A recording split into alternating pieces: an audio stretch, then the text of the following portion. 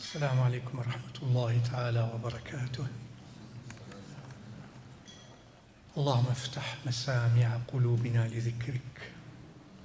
اللهم اجعلنا من الذين يستمعون القول فيتبعون أحسنه. Ya Allah, please help us be of those who listen to the words of advice and follow the best of those words and practice the best of those words.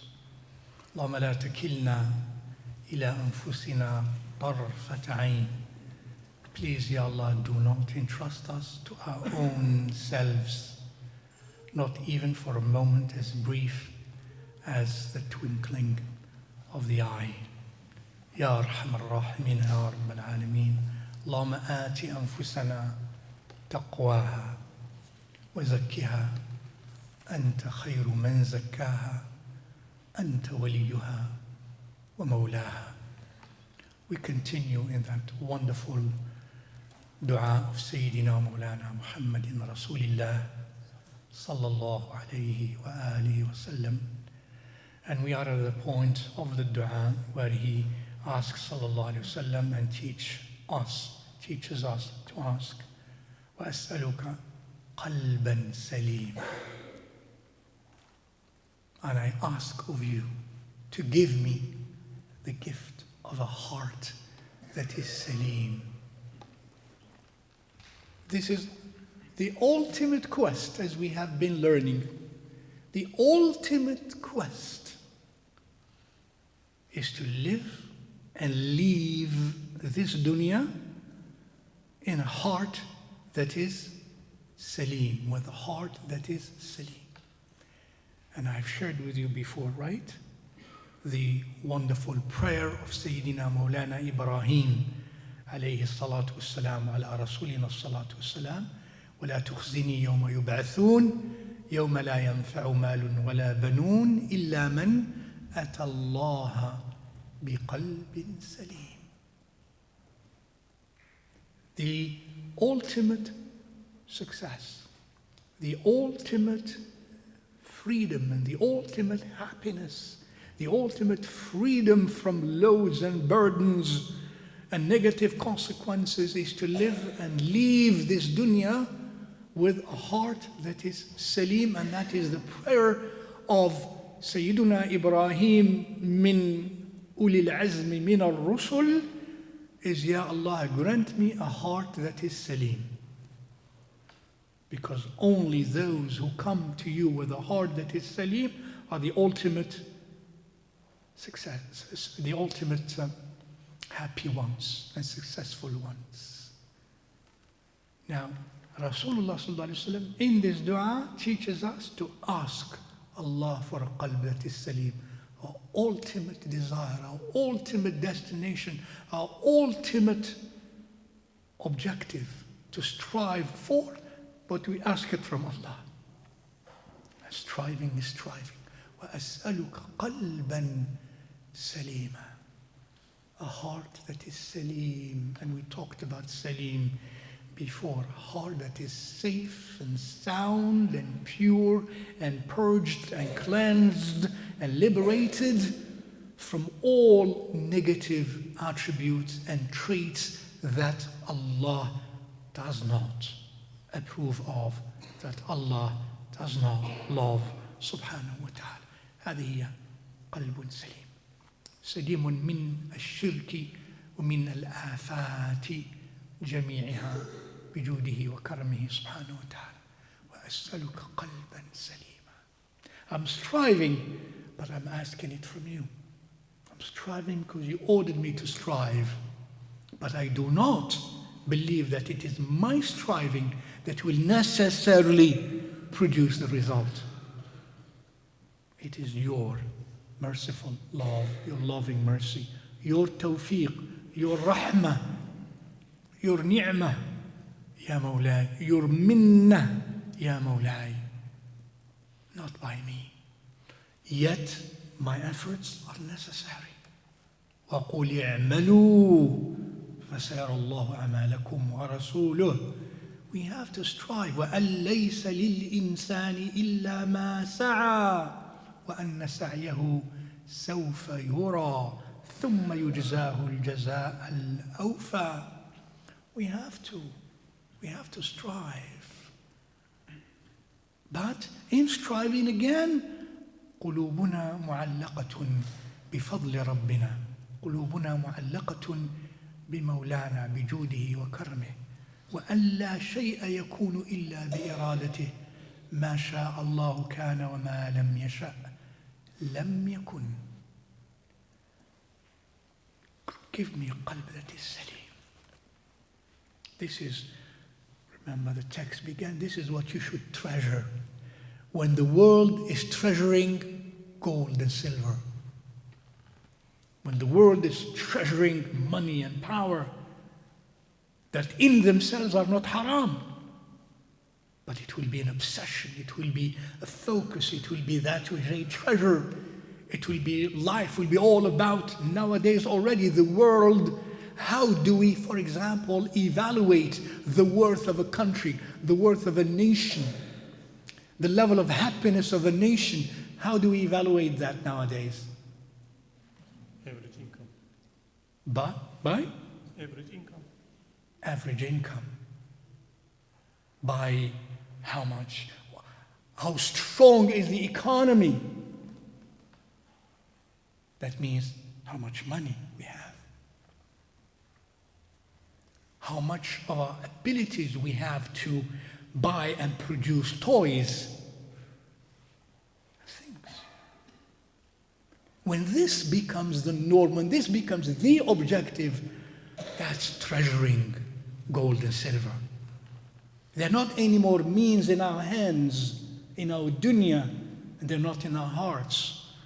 They become actually the standards of defining what is success and what is failure, what is happiness and what is misery.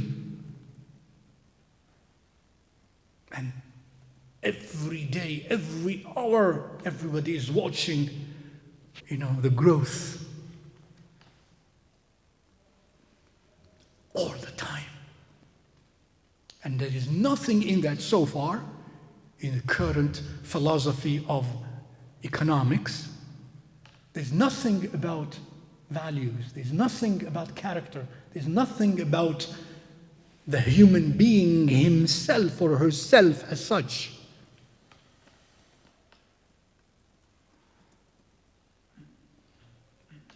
Because who is going to produce money? The human being using what?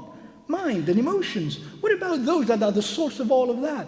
And therefore the quality of what they're going to produce, including how they're going to produce it, why they're going to produce it.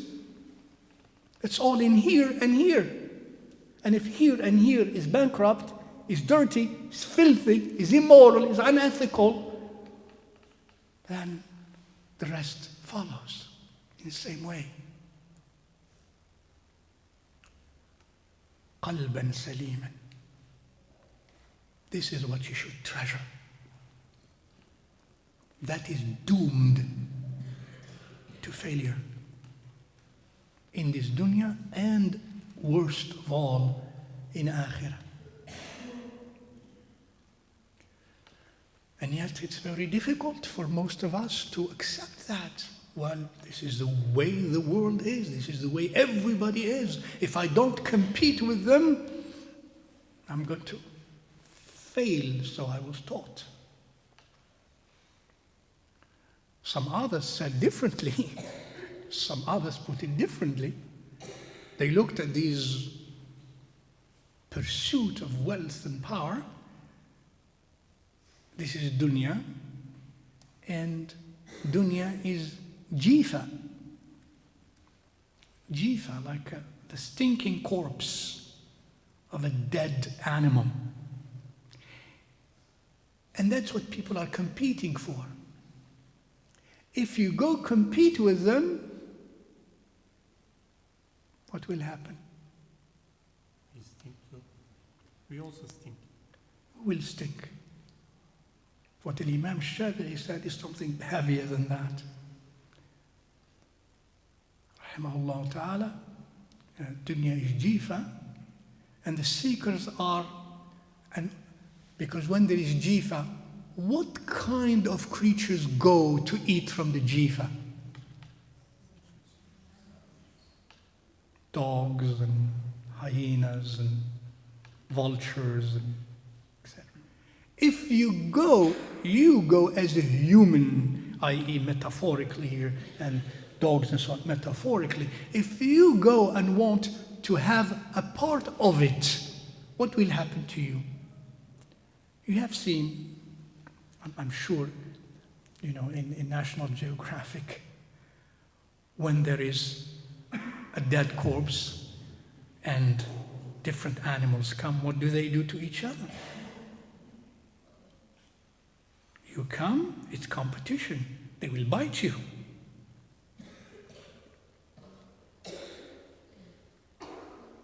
So he says, rahimahullah ta'ala, if you go and compete with them, you'll be subject to their bites. But most of us, we have become spiritually numb. We don't see that. Nowadays, so what? If you are debased and abased and lowered, so what? Yeah, I'm going to. That's the way it is. And what is if you lose your composure, if you lose your norm, your moral norms and values in the midst of competing with all of this? What is it? It doesn't matter. Nowadays, it doesn't matter. People, we have changed. In earlier days, in some days, among some people, still moral and ethical and spiritual, you want something of this dunya legitimate? Well, if is that type of competition? No, take it. I come out without it, but I come out richer in my qalb. I come out cleaner in my qalb. I come out nearer to Allah. If that's what it is. أسألك قلبا سليما. And even this salam, I can envisage part of this qalban salim. Salim from desire to compete with those who competes for a dead corpse. Give me, Ya Rabbi, sufficiency. Give me qana'ah in my life so that I do not feel I have to compete in that type of competition where nothing is spared. No life is spared and no honor is spared. Don't want to be part of that. Qalbun Salim. And a qalb, if it's not Salim, I want that regardless what the dirt that is going to be accumulated is. Regardless of how much I'm going to lose of ethical norms and values and moral values and spiritual values. Regardless of how much I lose of my honor, my moral honor, my spiritual honor, my human honor. A human being is not worth his worth. The worth of a human being is not on account of my material reality and my material striving and seeking. But the human being's worth is on account of what I am inside, my ruh, my qalb. عليك بالروح فاستكمل فضائلها فأنت بالروح لا بالجسم إنسان. عليك بالروح فاستكمل فضائلها فأنت بالروح لا بالجسم إنسان. In other words, عليك بالروح. Let your focus and objective be on your ruh, your inner reality, your soul, your heart, your mind, your inner reality. فَاسْتَكْمِلْ فَضَائِلَهَا, and work to complete it in terms of its virtues. Strive to achieve completion in the virtues of yours inside of you. For you are human, not on account of your body, of matter that is, and the requirements of body, of matter. You are human on account of your soul, of your ruh. Allah did not elevate you as a human being because you were a body first, and we were bodies first. Isn't it? We were bodies first. Clay and water, water and dust, clay, and then shape of a body. That did not make us human beings. That did not make us worth of anything until Allah Azza wa Jal, in divine ways, without modality, breathed into us, created into us, or breathed into us the ruh of His ruh, of His Spirit subhanahu wa ta'ala. Only then we became worthy that the angels lay themselves prostrate to us. Only then. So how would I then focus in my life to nurture my physical drives, the material drives, the gold and silver, and the food and the drink and so on and so forth? How could I orient my life towards that when Allah created me worthy, and worthy only on account of breathing the soul inside of me, and that soul I ignore and I neglect? Not only that, but I even give priority in my life to my physical needs over my spiritual ones. And I prefer to identify with those who tell me and emphasize to me and for me my worth as one who has and possesses material things only, regardless of what that does to my ruh, that which identifies me as a human being. Go make a body. Go ahead, you can make bodies, you can engineer bodies. Make them live. Make them live to become humans, really, which you will never be able to do. And how then can we focus everything on that? And then we define the growth of a person, the growth of a nation, the growth of the world on the basis of what we physically possess and own. And we develop sophisticated, forgive me, I'm going to let go. We develop sophisticated sciences, we call them science. Science of microeconomy and macroeconomy and the science of finance and this and that. These are not sciences. These are, techniques, these are arts. They're not a science. And then with those speculative approaches, convince many of us emotionally that that's what defines your happiness.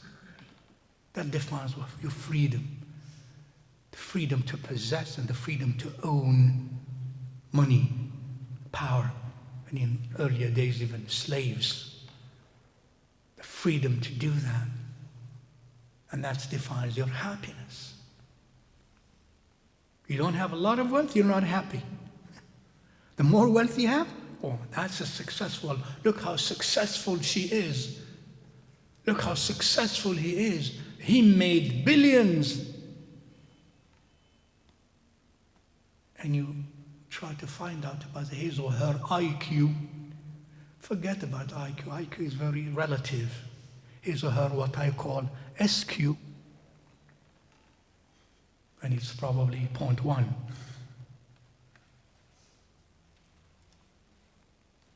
Even if you try to find out about, let's call another thing, moral quotient, MQ, and you found the person bankrupt, akhlaqiyan.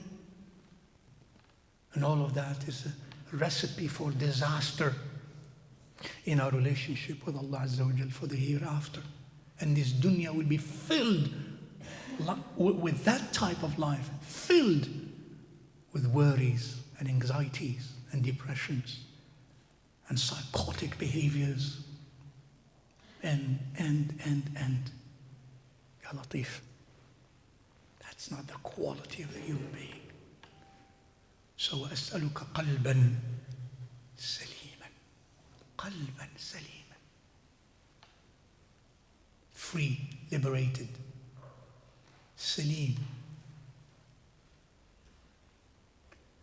And he continues, وأسألك قلبا سليما, and then in many other versions, ويقينا صادقا. And I ask of you, يقين صادق, ويقينا صادقا. What is yaqeen? You all know the word yaqeen in Arabic by now, I hope. That's the internal condition of certitude, of internally feeling and conceiving of and having no doubt, no blemish of doubt as to what you feel or what you know. In my relationship with Allah, in my iman, in my faith, in my hubb, love for Allah Azza wa Jal and His Nabi, in my realization that I will die and I will be resurrected and held to account after that, in the existence of the other dimensions, in the fact that the Divine Subhanahu wa Ta'ala is in full control and knowledge and with His will of all of the events of existence, not only of apparent, external, four-dimensional creation. Of all of that, I have a yaqeen. I'm not a person who I'm not know, maybe that's what people say. Rasuluna Mawlana sallallahu alayhi wa sallam tells us when we die, and everyone will be subjected to the challenge and the trial of the grave. In that other dimension, not in a four-dimensional reality, in a beyond four-dimensional reality. The angels that are not four-dimensional realities, that Allah Azza wa Jal assigns to try the abd, man or woman, while their physical bodies are in the graves. Immediately there comes to them the angels to ask them about their deen. What is your deen? What is your Nabi? Who is that Nabi? Those, as Rasulullah sallallahu alaihi wasallam says, who are in doubt would say, for example, about Rasulullah sallallahu alaihi wasallam, oh, well, it's a man, it is said that we're told that he was a Nabi. So that's what people said. In other words, that's not what I firmly believe. The answer will be, you lived in doubt, so live now in misery, wal-'iyadhu billah, and the punishment will come upon him or her in the grave, in the dimension beyond, upon their souls, wal-'iyadhu billah. But those who lived their lives and lived not with doubt will be able and will be inspired to answer the way they lived.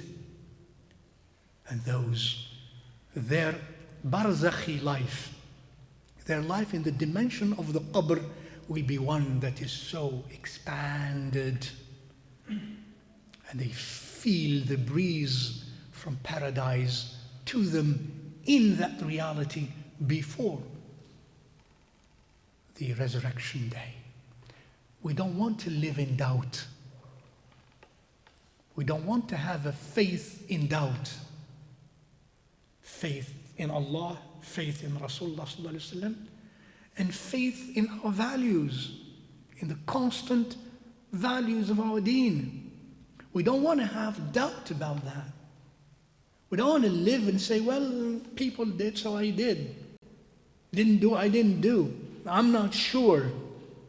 There are certain constants for which certitude is necessary. It's fardu, yaqeen.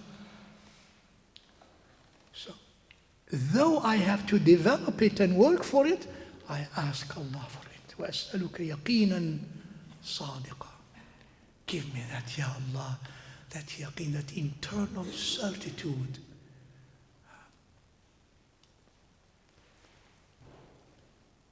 Bardul yaqeen, sometimes it is called. Bardul yaqeen. You know, that yaqeen which gives you this refreshed feeling inside. When you're refreshed, you're in balance. There's no constriction, there is no, you're fine. Inside, you feel it. When we have lack of yaqeen, it is not calm, it is not easy, it is not refreshing, it is restless, it is sweaty, spiritually speaking, it is anxious. There is no bardul yaqeen. The coolness, the refreshing coolness of certitude. Yaqeen, yaqeen. I ask you that yaqeen, Ya Allah. Wa yaqinan sadiqan. You see? The hal of yaqeen, not just yaqeen, sadiqan, as we have learned about sidq before. That which does not vacillate and oscillate and change. That which is constant, sadiq and sincere, profoundly true. ويقينا صادقا وخلقا مستقيما وأسألك خلقا مستقيما. In one riwayah, and I ask you, Ya Allah, for a khuluq, akhlaq, singular of akhlaq, خلقا مستقيما. Let my khuluq be steadfastly straight. It doesn't, walk and develop like a snake. It's clear, clean, straight. It doesn't have breaks in it and iltiwa'at in it, serpentine ways inside of it. It's straight, it's clean. It doesn't change direction. It's khuluqan mustaqima, steadfast, does not change negatively. My khuluq. Khuluqan in general khuluq, whether it is haya or sabr or rahmah or karam or jood or maghfirah or hilm or afu and so on. That it be steadfast and straight, not, going different ways and going backwards and going sideways. And khuluqan mustaqima. If I am sabir, sabir. Halim, Halim. Generous, Kareem, Kareem, not generous, Kareem. Rahim, lovingly merciful, lovingly merciful. Constant, always. Khuluq. خلقا مستقيما ولسانا صادقا وأسألك يا ربي لسانا صادقا, and a tongue that is صادق. صادق. And we explain again صادق. لسانا صادقا في السر وفي العلانية في الجد وفي الهزل. That my tongue is true, whether it's public or private. Whether it is in matters that are serious or in matters that are, light and fun.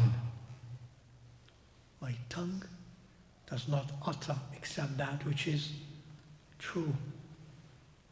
I do not even lie without intention of hurting, just for fun. That I don't do. That even I don't do.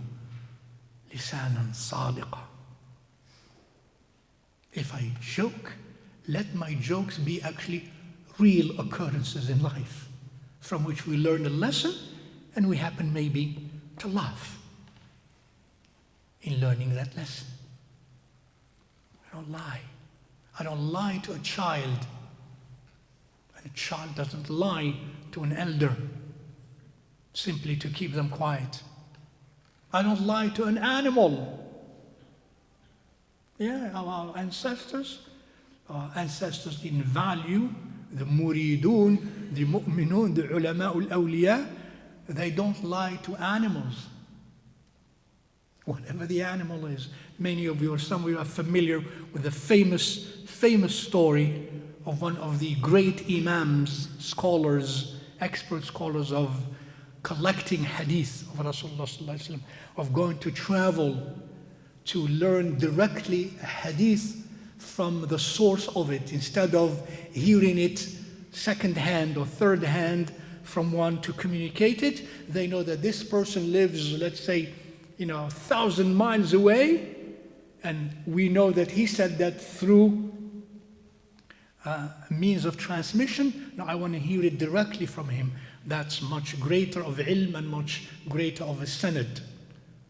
One of them went and traveled days and weeks in those days on some mount back until he arrived. And then he asked about this man where he was. He's in his farm there. So he comes and approaches that. As he comes approach, he sees a man trying to control a horse, to catch the horse. The horse was not so obedient. And then he saw him bring a feed bag, a feed bag for the horse. And then he was, trying to lure the horse to come to eat from the feed bag. That's classical conditioning, conditioned to do that way. So the horse came, and then he caught him. And then this student who came to take the hadith is watching all of that. This very special one. And then as he approached, he talked to the man, didn't first identify himself, and he found out through the conversation that the man only lured the horse. Justifiable, it's halal. Justifiably so. He lured the horse, but there was no food in the feed bag.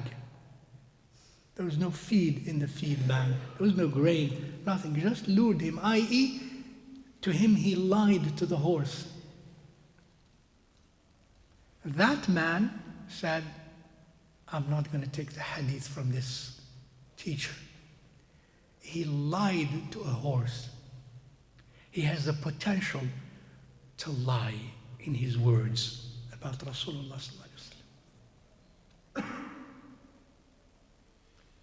And he left. In hadith criticism, this is going too much. Some accept this, some don't accept this as a critique.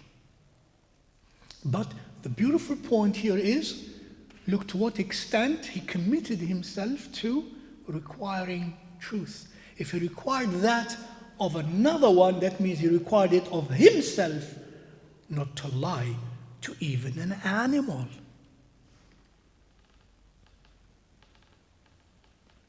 وأسألك لسانا صادقا وأسألك من خير ما تعلم. Ya Allah, and I ask you from every virtue and every good that you know of. All-inclusive dua. First ones were more specific, now it's more general, more inclusive. Every good thing, every virtue, every khair that you know of, Ya Allah, give me of it. Whether it is internal or external, dunya and akhirah. Give me all it. وَأَسْأَلُكَ مِنْ خَيْرِ مَا تَعْلَمُ. That you know is good. وَأَعُوذُ بِكَ مِنْ شَرِّ مَا تَعْلَمُ. And I seek refuge in you from everything and anything that is evil that you know of.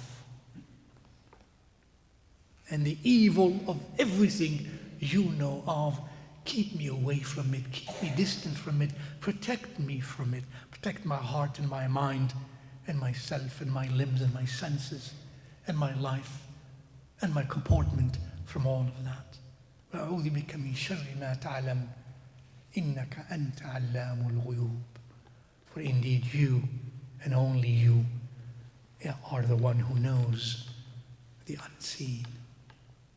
What things hide, what the future hides, what the essence, the imperceptible essence of things.